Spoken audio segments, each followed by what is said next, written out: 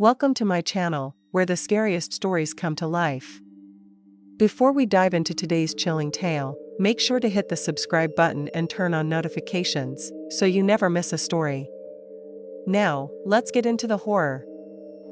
This still creeps me out to this day. I had very little to no supervision as a child. My mom worked day shifts, and my dad worked night shifts. Dad would be asleep most of the day, which meant I was really free to do whatever I wanted until Mom came home. Usually, though, I'd get bored after just a few hours spent watching TV and playing with my toys. Whenever that would happen, I would grab the home phone and retreat to my room. I used to find it so entertaining to just press random buttons and see who would pick up. Usually, I'd press too many of them. Or occasionally, I'd get a number right, and upon hearing my voice, the person on the other line would warn me to not call strangers again. I remember one particular time, though, I managed to call a direct number. A man with a deep, gravelly voice picked up. I asked for the man's name, and I could audibly hear him pause for a moment, thinking it over. The man then told me he was Santa Claus. I was beyond excited. Of course, I was still young and gullible enough to believe this could be true. Well, of course, in my childlike excitement, a good 10 to 15 minutes were then spent bombarding the man with various questions. Everything seemed to be going fine, until Santa informed me that one of his elves had misplaced my address. Then he told me that I would not be getting any presents on Christmas if I didn't tell him where I lived. Luckily, I was young enough that I didn't know my own address. At that age, I remember crying profusely, desperately trying to remember what our address was. Eventually, I got so upset I ran into my parents' bedroom and woke up my dad while shouting, "Santa needs our address." My dad was pissed off. He yanked the phone out of my hands, but Santa was already long gone. Obviously, after this, my parents made sure I never touched the home phone by myself again. In my early 20s, I was driving home to New Hampshire for my Christmas holiday with my family in upstate New York. I had a VW Beetle filled to the gills with my gifts and my young Case-Hunt mix in the back seat. He'd often lick people to death, but that was about all he could do. As I topped a hill in Enfield, New Hampshire, a few feet down, there happened to be a speed trap, and needless to say, I got snagged. Couldn't have been doing much over 30 miles per hour, since a loaded Beetle had trouble even making it over the hill. I was enough above, though, as I crested that the officer pulled me over. I took the ticket and re-entered the empty road to resume my journey. Then I could suddenly feel my car start acting funny. I pulled over less than a mile down the road, only to find it now had a flat tire. Well, where was that damn officer when you needed him? Now? Not a soul in sight. It was very late at this point, and even if it was early, it would get dark around 3:30 p.m. in the winter around here. So it might as well have been midnight. I contemplated how I was going to unload my car on the side of an extremely snowy road with banks piled high and little shoulder. For those of you who know your Beetles, the tools are stored under the back seat. Refresh your memory above if you need to. I had quite a job ahead of me. The next thing I knew, though, I saw a car coming down the road. The guy pulled off to offer me assistance. He seemed a bit tipsy, and when I told him of my dilemma, rather than jumping in to offer his aid, he said he would go get someone else to help me out. I was thinking to myself, tow service? You know, he was not. Though, in the meantime, another car passed by and pulled off in front of me. This was the 70s, and I had been taught that men with long hair could be extremely iffy. Luckily, this guy was a nice guy, though. He came over and immediately assessed the situation and began emptying my car. His wife was still in theirs. I told him how extremely grateful I was he'd come along right about then. Then the first guy pulled in with another drunk in tow. My long-haired helper advised me to stick behind him like glue and told me he would not let anything happen to me. The first guy began to try to pull me into his car to warm me up. He tried to pin me up against it and forcibly kiss me. I held my own, though, and with my back up there to help me, I let this idiot know in no uncertain terms I was not going anywhere with him or his buddy. They stared the other man down, and it seemed like they were getting ready to fight. Eventually, though, they decided to give up and left. I was still really shaken, though I knew that if this nice, long-haired gentleman had not showed up, I would have been raped or possibly even worse that evening.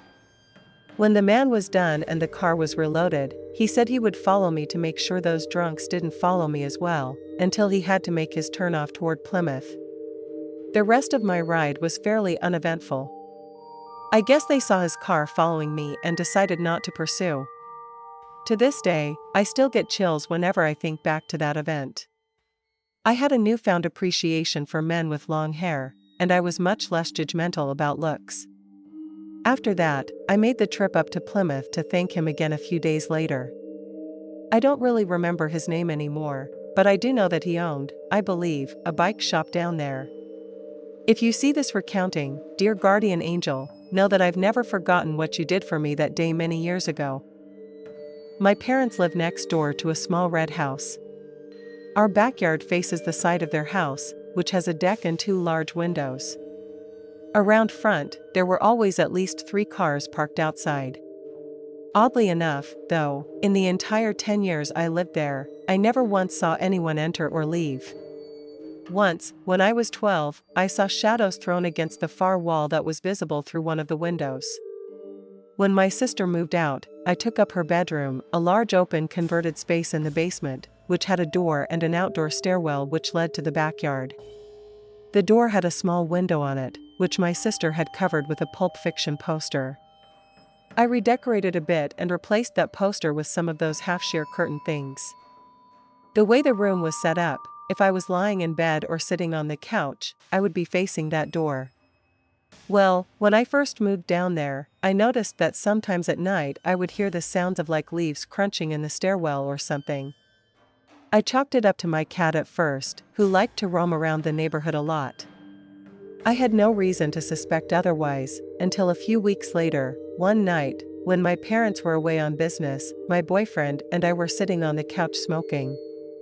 Suddenly, he got very stiff and was just staring at the window. I asked him what was wrong, and he said, "I think I just saw a camera flash." I kind of just laughed it off at first and chalked it up to him being high. I mean, who would want a picture of 2 people getting stoned in the basement? Still, though, the seeds of paranoia had been sown, and it was not easy to get settled down for sleep that night. I couldn't resist just looking at that gap between the curtains. There was no light at the bottom of the stairs, so if someone really was down there, I'd be none the wiser. At around 3 in the morning, I heard the very distinct sound of leaves under heavy boots, definitely not a cat. I don't know what made me decide that the best course of action for me, standing all of 5'3", was to confront the potential stalker myself.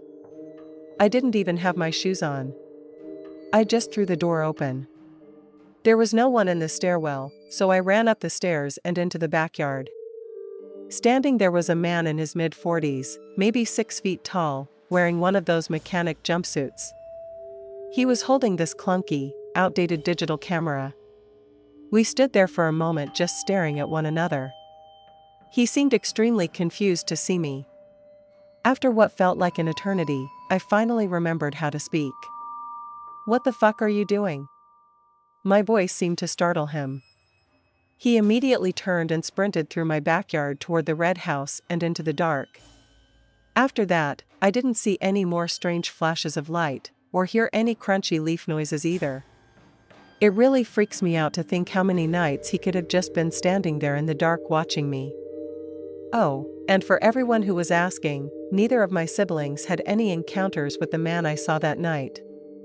My sister only put up the poster over the window to block out the light, and because the idea of the window facing her bed made her anxious, not because she ever had a mysterious stalker. She forgot to mention that to me. I do a lot of hiking and mountain biking in the woods. Nothing has ever made me not want to go back, but there has been some weird and scary shit. First off, when you go off into the woods a lot, you find all kinds of weird things, altars, teepees, shrines. Some of it can be pretty creepy. I think most of it, though, is just built by bored people or trying to freak people out who go into the woods. That makes it a bit less scary to me. Among the strangest of these I've seen are a large clearing of trees with all but one entrance blocked off by webs of red strings and a giant stone pentagram, 30 feet in diameter, stretched across the clearing, a wooden tunnel leading to a small room containing defaced religious icons, and one time when I stumbled upon dozens, if not hundreds, of creepy Polaroid pictures hanging from the ceiling of a building out in the woods. I remember a lot of them being close-up shots of girls sleeping, a dude brushing his teeth taken from outside a window, and a photo booth strip of two girls, where one of their faces was crossed out with the words, "I'm glad you're dead." What's a lot scarier to me, though, is stuff that isn't meant to be creepy, like the aforementioned things, hopefully were. Like one time I heard a distant, panicked scream followed by a crashing and thudding sound. I could never tell from which direction it came, and I never heard anything else after. So I really had no idea what it was. I think the creepiest of all these things I've experienced was one time while I was walking home from school through the woods, I could hear people talking off in the distance. I couldn't quite hear what they were saying, but they seemed to be fiercely arguing. They were very quiet for a minute, and then I heard them once again, really close. Now, the forest was really dense in this area, so although they sounded maybe 15 to 20 feet away, I couldn't see them or pinpoint where they were exactly. This time, they were close enough to hear what they were saying. "Though it's fucked up, you guys always make me, someone's coming. Ah, shit, hurry." Then I could hear a bunch of rustling noises. I came around the corner, expecting to see these people who were talking, but I couldn't see anyone there. I kept on walking, cautious and trying to be aware of my surroundings. About 10 feet past the corner I saw something to the left of the trail, close to where the voices were coming from, and immediately caught my eye. I could see a big bundle of something wrapped up in this huge tarp. It wasn't completely wrapped up, so you could kind of see into it. I couldn't really tell exactly what I was seeing, though. I really wanted to see what this was. I scanned the forest all around me and behind the tarp, making sure nobody was there watching. And then I took a step towards it. Suddenly, I could hear a click from behind me. "Keep walking," the voice said very calmly. I looked back into the forest, but I couldn't see anyone there. "Go now." I looked over for another second, still unable to see a single soul. Then I turned around and kept on walking like nothing ever happened. I don't know what was going on there, but that whole thing gave me the creepiest vibes I've ever felt out in the woods. Thanks for sticking around till the end. If you enjoyed the story, don't forget to give the video a like and leave a comment with your thoughts. And if you haven't already, hit that subscribe button and turn on notifications so you never miss a terrifying tale. See you in the next one.